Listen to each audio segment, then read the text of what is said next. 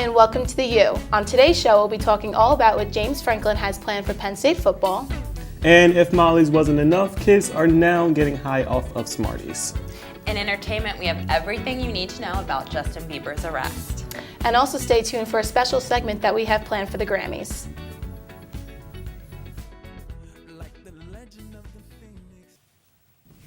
Hi, and welcome to The U. I'm Taylor Milano. I'm Darrell Moreau. And I'm Candace Brock. Today on our show, talking about Penn State news, our Board of Trustee member Joel Myers proposed at a meeting last Friday he would like to bring back the Joe Paterno statue. I love this. I think it's a great idea. It's been 18 months since the Joe Pot statue has been removed, and I don't know why it was ever taken away in the first place. I think they should bring it back. Yeah, I'm excited. I hope it comes back. People are a little skeptical about it coming back, though, because Rodney Erickson is the one who ordered it down from Beaver Stadium in the first place, so it's kind of unlikely that he's going to be like, okay, well, let's resurrect a new one at the library. I know. I don't think they should have taken it down in the first place, but they also want to put up a statue of Fred Louis Petit, who obviously the Petit Library is named after, and I didn't know this, but he actually is the author of our alma mater. So, I didn't know that either. I didn't either, exactly. So, I think that's pretty cool to have. It's not just Joe Pa, which is great, but it's someone else also, and it fits. It's the Paterno Petit Library. They actually made a good point that it's not just Joe Pa, it's also Sue Paterno too. So they're going to need 3 statues because she's a part of the Paterno Library. So. I think that would be great. I think it's a great idea. Joe Myers said it's now time for Penn State to come together as one community, and I think that's what we've been trying to do. So bringing back the statue would definitely be like a great start for that. I completely agree. Speaking of one team, let's talk about football. James Franklin and this little scandal that's kind of surrounding him. All right, so last June, 4 non-active players, I think we have to kind of make that clear, they were accused of raping an unconscious woman. So it's a little sketchy. Franklin, at the time, he was on vacation with his family, and the players weren't active football players on the team at the time. I think one of them was just transferring, so they weren't completely a part of his team, but it was still something that was done under his watch. He kicked them off the team immediately, too, yeah. after it happened. But still, of course. It's a little unsettling, I guess. I don't know. I don't really know what to call it, but it's just, I don't know. No, yeah, they're saying that he allegedly covered up for them. And, of course, they're going to pin that with Penn State now because he's coming here because, the last thing Penn State needs is another scandal based on that. Yeah. I think it's just, once again, the media just trying to get as much, viewers, I guess you'd say, as possible. I think, as a university, we're in a sticky spot with the whole Sandusky scandal, but you're not going to find a perfect coach. And this guy, he has a great record. So, I'm excited to have him here joining our family. So. Me too. And he's also extremely loyal. He's bringing a lot of, basically all of his assistant coaches and coaching staff from Vanderbilt. They made a Twitter official. That's how you know it's real. They all literally, they tweeted, we are Penn State. They changed their bios to, this whatever coach of Penn State football, and I think that's pretty cool. I think that's awesome that he's that loyal to them, and he obviously works well with them. So why wouldn't you? I think it's going to be good because it seems like now that Coach O'Brien's gone, it's a completely fresh start with James Franklin and his whole team. So I'm kind of excited to see what he's going to do for the team. I'm excited. Me too. We're getting a total of 9 members that were part of Franklin's former staff, which we kind of got some backlash for, but I think it's a great idea. Like you said, it works. If something's not broke, don't fix it. Exactly. That's why I don't understand why he's getting backlash for that. Just because he knows he works well with these people? Doesn't make sense at all. All right, a little more of a serious topic. There was a student at Penn State Altoona. His apartment was searched because the police suspected him of having marijuana growing in his apartment, but they found a bomb and bomb-making materials. Thank God one was able to dismember the bomb, but this is insane. It's scary because it's this feeling of we're never fully safe in this day and age, and even Altoona is so close to us, and you just think if that's going on there, you don't even want to think what could be going on. And it's a smaller school too, so I think it's crazy. Where do you even get weapons of mass destruction? eBay, Google, I don't know. Somebody hook me up. You can buy anything off the internet. You want a baby, you can get a baby from the internet. That's what he did. I think it's really crazy, and it makes me kind of wary because I don't know. I don't trust people. I don't either. And his name, I can't even pronounce his name. Like Vladislav Miftakov. But he's 19, and now he's told the police that he found all of like the props, I guess you say, materials offline. And I mean, there's no like official charges on him, but I'm scared. I hope he gets locked away because it really freaks me out. All right, the cold. My hands are freezing as we speak because, of course, it's snowing again.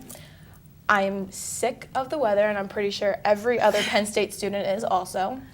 What do you guys think about I just don't understand why they don't cancel class. They're never going to, but they should. All of my other friends at other schools haven't had class like 3 out of the 5 days last week. It's a health hazard to us to be walking out in this below zero, like tundra temperatures. No, I just slipping on ice, like pretty much about to die. I think it's crazy. I got texts from another Penn State campus like throughout the week, and that campus was closed. And I'm just like, meanwhile, I'm like freezing, like my snot has like icicled on my nose. It's horrible. It's like, I think it was Wednesday. Yeah, it was Wednesday that it was like -2 degrees at like 9 a.m. and I had a class and I was literally, I think I had like 4 layers on and I was still cold. I needed a ski mask. Like, it's ridiculous. And I've seen people slip and slide all over the place. And it kind of freaks me out because I'm the most clumsiest person in the world. Very dangerous. But did you see though, like outside of Forum, they like took up all those, like the colored like tiles or whatever that everyone would always slip on? Oh, those things are dangerous. Thank God. I was like, that's like the most perfect time that they took it down. Like, I can't even. All right. We'll be right back with some world and national news.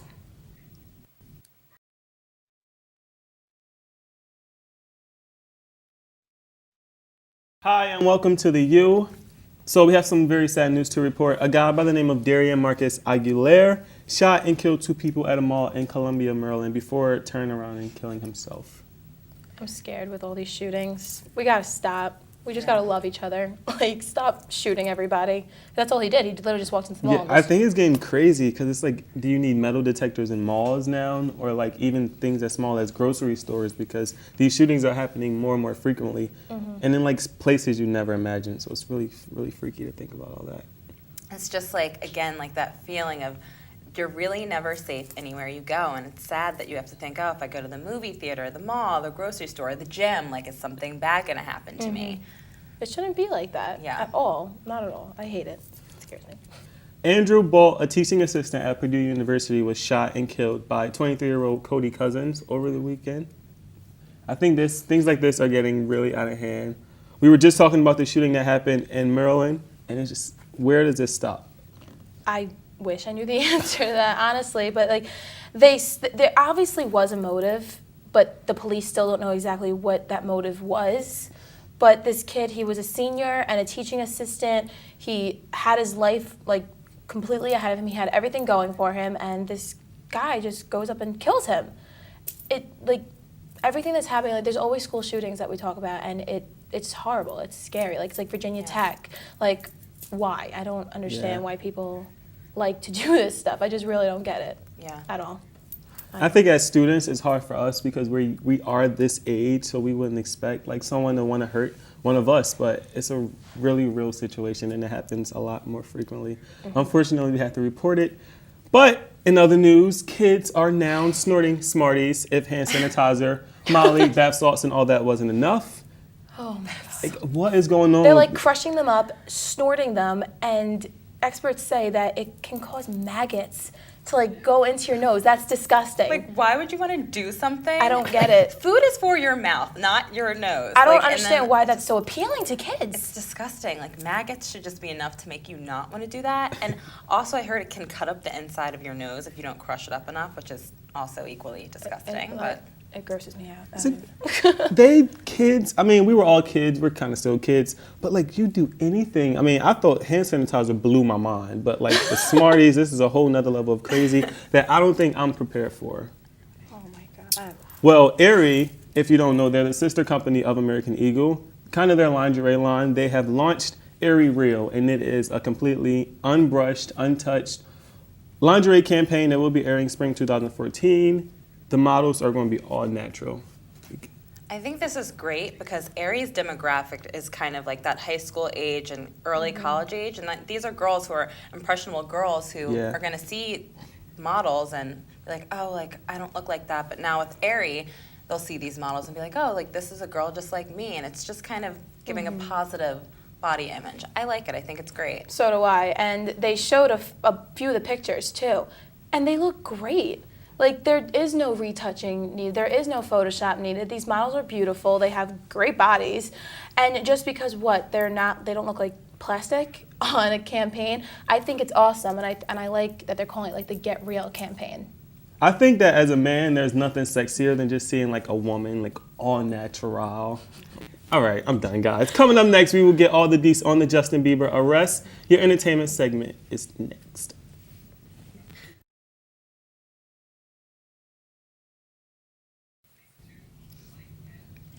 We're back with entertainment news, and we have a lot of stories, you guys. First, we're going to start with the Biebs. You all know he was arrested this past few days. He's having, I don't even want to call it a hard time. He was arrested for DUI after drag racing and a bunch of other, resisting arrest and driving without a valid driver's license, and he's out of jail now, but... Yeah, because, he had a whopping $2,500 bail. I mean... It's like chump change for him. That's like 25 cents to him. Yeah. Seriously. I can't stand him. I really can't. And when I read about it, I saw his mugshot, and I laughed. It looked like that he was just like, hey, because he's smiling in it, and he looked like... not happy, but he was just like, I don't know what I'm doing. It was just, I thought it was funny. I think it's like a certain level of disrespect to smile in a mugshot. Like, kid, sit down. You're 19? You're a millionaire. Like, you have no reason to act like this. And I think we need to look at. We said before there are 3 people that the media is out to get: Chris Brown, Kanye West, and Justin Bieber. If you are one of them, there's no escape. I don't know. I feel like Justin Bieber, he needs the same kind of treatment as entertainers like Robert Downey Jr., where they have these troubled youths and then they go away for a while and then they make a huge comeback. So Justin, go away for a while. Well, that's what I like about Robert Downey Jr. He made such an amazing comeback. I mean, I would hope at the same time I don't, because I just don't like him. Yeah. But at the same time, I don't want the kid to be in rehab for the rest of his life and become like a Lindsay Lohan. You know what I mean? It's hard to like somebody. When he was released from jail, he comes out, gets up on top of his black Cadillac, and is waving to his fans. I'm like, it's like the Michael Jackson kind of thing. He took a page from Michael Jackson's book. And then he took a trip to Panama, so... Yeah. And he tweeted something weird. It said I don't know what it was, but it was in all caps, and he's like... Thank God. Yeah. Something I'm so happy. It's just, I don't know. He's a little diva. He needs help. I don't like him. And he needs to be brought back down to earth by the people around him, because clearly they're not doing something right, because if they were, he wouldn't be acting out like this.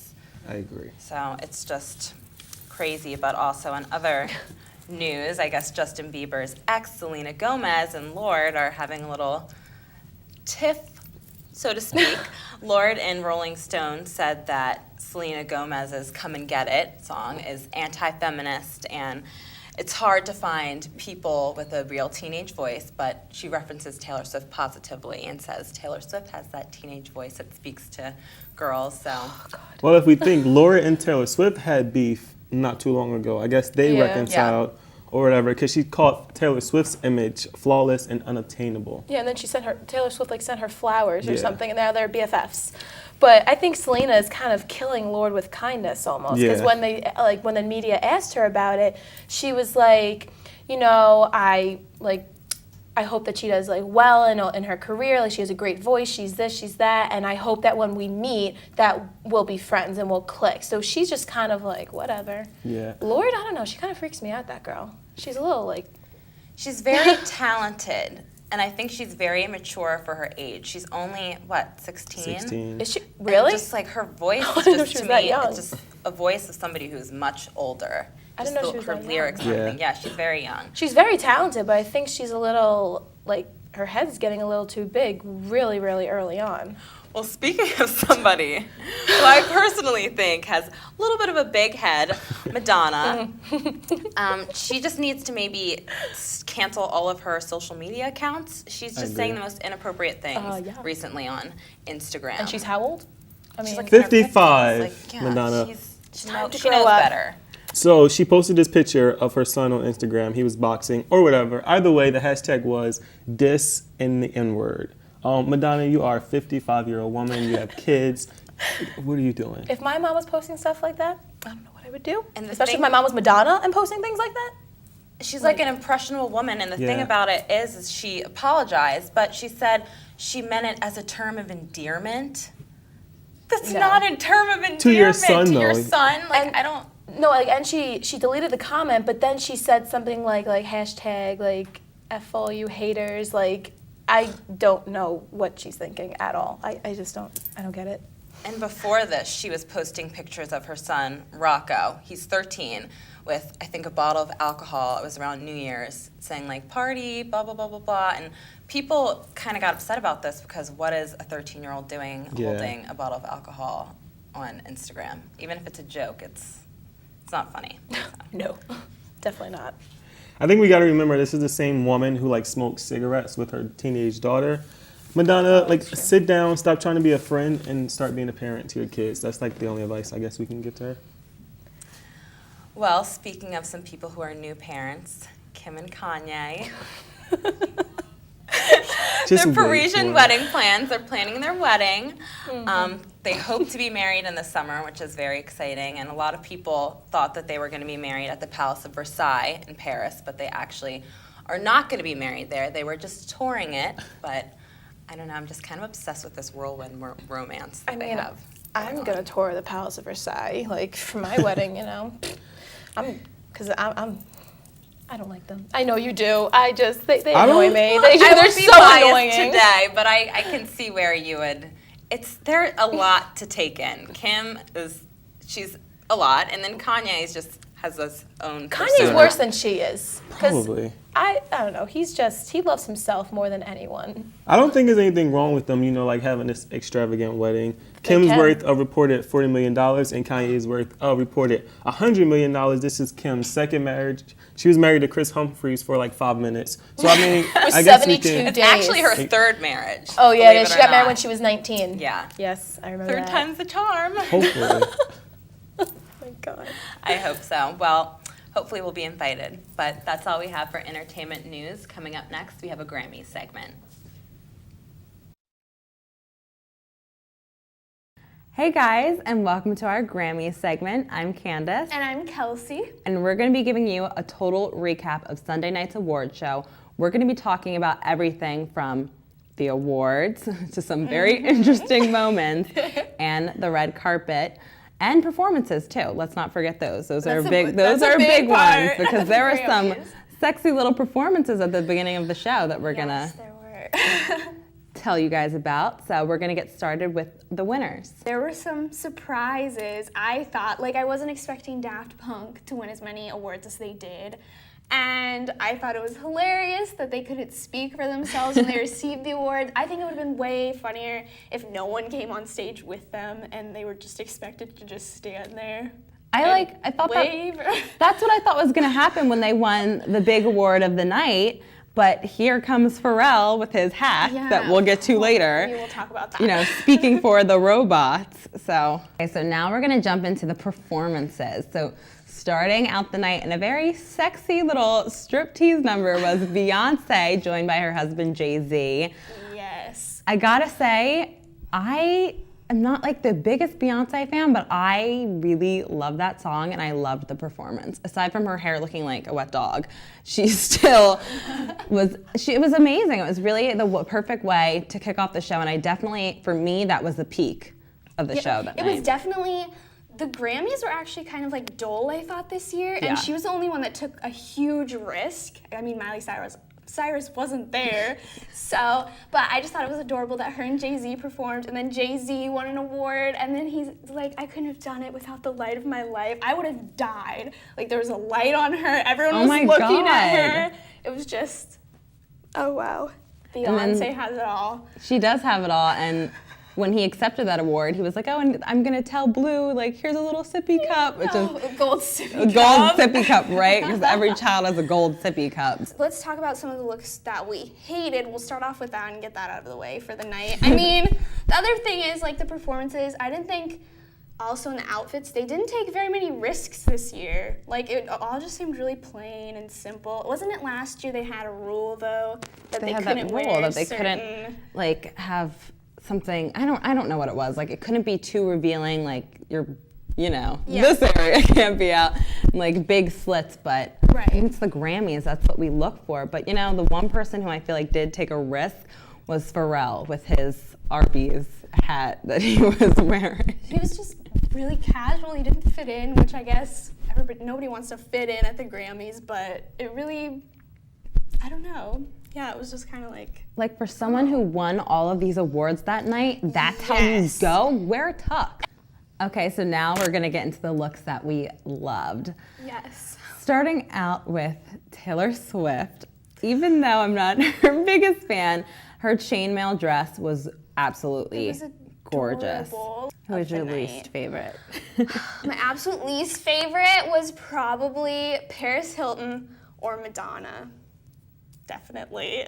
Definitely, Yeah, it was just not a good thing. I agree for sure with you on the Paris Hilton, but I think my ultimate worst was Pharrell. I'm sorry. That hat was unexcusable. The hat was unexcusable. Yeah, he should have. It was ridiculous. Leave it at home. Yeah, but my best was, I really liked Rita Ora, but I'm gonna have to say Beyonce really hit it out of the park, and she's Queen Bey. Taylor Swift not winning an award, but even worse than not winning an award is thinking that you've won the award when you actually didn't. But Taylor Swift, in her defense, is always winning an award at the Grammys. I think this was the first year in a while that she hasn't won anything. Sorry. You love that, I know.